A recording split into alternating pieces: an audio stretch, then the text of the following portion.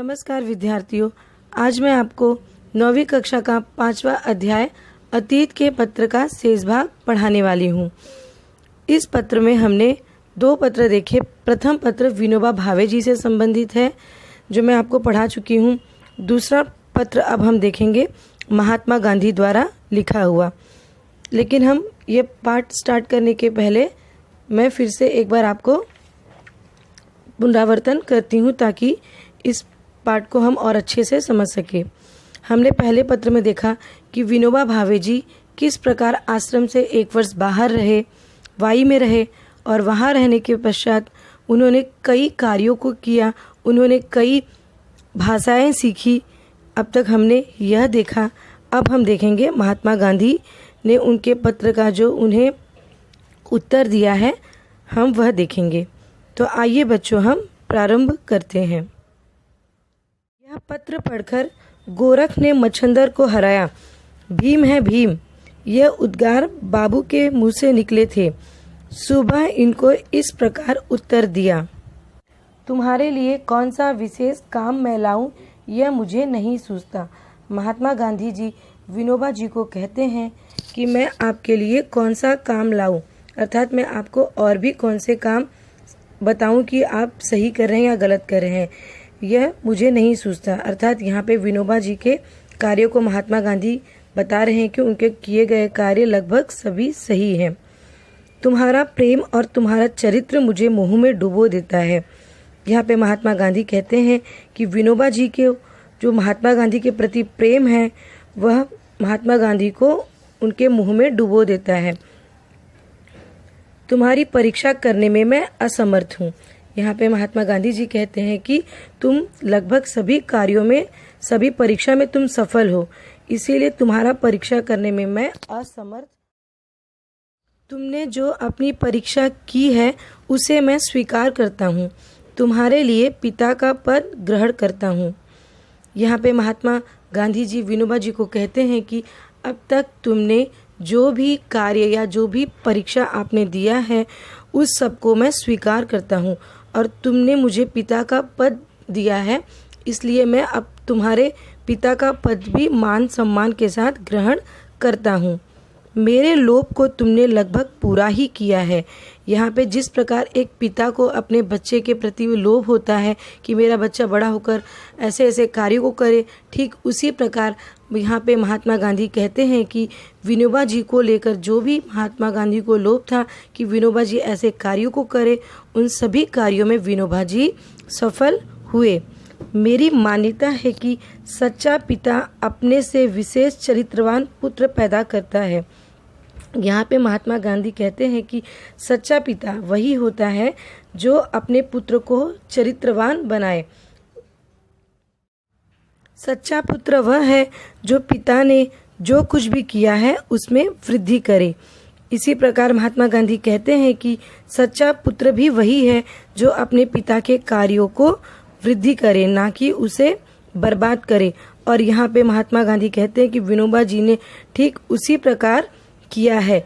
महात्मा गांधी के पद चिन्ह पे चले और उनके कार्यों को उन्होंने वृद्धि ही किया है। पिता सत्यवादी दृढ़ दयामय हो तो स्वयं अपने में ये गुण विशेषता से धारण करे। पिता सत्यवादी दृढ़ दयामय हो तो स्वयं अपने में ये गुण विशेषता से धारण करे। यह तुमने किया है, ऐसा दिखता है। तुमने यह मेरे प्रयत्नों से किया है, ऐसा मुझे मालूम होता है। यहाँ पे महात्मा गांधी कहते हैं कि पिता अगर सत्य है और सत्यवादी है, वह सत्य के मार्ग पे चलता है, उसके अंदर ये सारे गुण विशेषता है, तो वह उसके अंदर उसके बच्चे में अपने आप चला आता है, ऐसा मानना है। लेकिन मेरा यहाँ पे मानना है कि तुमने जो भी प्रयत्न किए हैं, जो भी कार्य तुमने किए हैं, तुम्हारे अंदर जो भी अच्छाई है, गुण है, वह सब तुमने अपने आप सीखा है। इस कारण तुमने मुझे जो पिता का पद दिया है उसे मैं तुम्हारे प्रेम की भेंट के रूप में स्वीकार करता हूँ। यहाँ पे महात्मा गांधी कहते हैं कि इस वजह से तुमने जो मुझे पिता का पद दिया है उसे मैं मान सम्मान के साथ उसे स्वीकार करता हूँ। उस पद के योग्य बनने का प्रयत्न करूंगा और जब मैं हिरण्यकश्यप साबित हूँ तो प्रहलाद भक्त के समान मेरा सादर निरादर करना। यहाँ पे महात्मा गांधी कहते हैं विनोबा जी को कि अगर मैं तुम्हारे पिता के जो तुम्हारा मैंने पिता का पद लिया है, अगर मैं उसके योग्य ना बन सकूं तो तुम मुझे हिरण्यकश्यप की तरह समझना और स्वयं प्रहलाद के समान बनकर मेरा निरादर अर्थात मेरा अपमान करना। हमारी यह बात सच्ची है कि तुमने बाहर रहकर आश्रम के नियमों का बहुत अच्छी तरह पालन किया है। तुम्हारे आश्रम में आने के बारे में मुझे शंका थी ही नहीं। यहाँ पे महात्मा गांधी कहते हैं कि तुमने आश्रम के बाहर रहकर भी आश्रम के नियमों का पालन किया है और तुम आश्रम में अवश्य आओगे। तुम आश्रम में नहीं आओगे ऐसे मुझे कुछ भी शंका नहीं है। मेरा मानना है कि तुम आश्रम जरूर आओगे। तुम्हारे संदेश मामा फड़के ने मुझे पढ़कर सुनाए थे। ईश्वर तुम्हें दीर्घायु करे और तुम्हारा उपयोग हिंदी की उन्नति के लिए हो, यह मेरी कामना है। यहाँ पे महात्मा गांधी जी कह रहे हैं कि मामा फड़के जी ने तुम्हारे पत्र को पढ़कर और तुम्हारा संदेश भी मुझे सुनाया था। ईश्वर तुम्हें लंबी आयु दे और तुम हिंदी की उन्नति के लिए जो कार्य कर रहे हो उसमें तुम्हें सिद्धि प्राप्त हो, अर्थात तुम उसमें सफल हो, ऐसा महात्मा गांधी का कामना है, ऐसा महात्मा गांधी की मानना है। तुम्हारे आहार में किसी प्रकार का परिवर्तन करने का अभी तो मुझे कुछ नहीं लगता। दूध का त्याग अभी तो मत करना। इतना ही नहीं, आवश्यक हो तो दूध की मात्रा बढ़ाओ। यहाँ पे महात्मा गांधी जी विनोबा जी को कह रहे हैं कि तुम्हें आहार में कुछ भी परिवर्तन नहीं करना है, अर्थात कुछ भी बदलाव नहीं करना है और तुम्हें इस वक्त इस उम्र में दूध का त्याग भी नहीं करना है। हो सके तो दूध की मात्रा और भी बढ़ा दो, ऐसा महात्मा गांधी जी विनोबा जी को कह रहे हैं। रेल विषयक सत्याग्रह की आवश्यकता अभी नहीं है, पर इसके लिए ज्ञानी प्रचारकों की आवश्यकता है। यह संभव है कि शायद खेड़ा जिले में सत्याग्रह करना पड़ जाए। अभी तो मैं रमता राम हूँ, 2-3 दिन में दिल्ली जाऊंगा।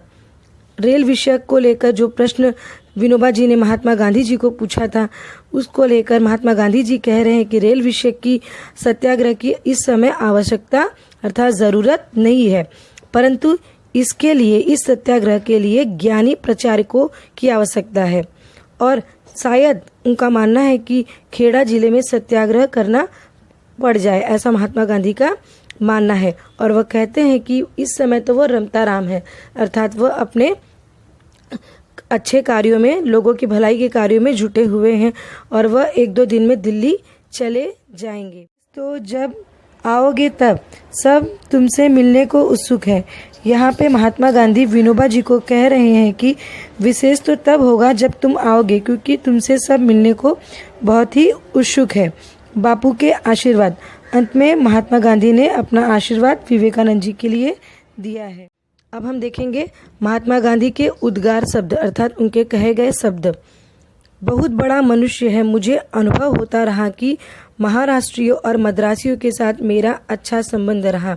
महात्मा गांधी विनोबा जी को कहते हैं कि उनका मानना ही था कि यह बहुत बड़े मनुष्य बनेंगे आगे जाकर और उनका संबंध महाराष्ट्रियों और मद्रासियों के साथ हमेशा से अच्छा ही रहा है।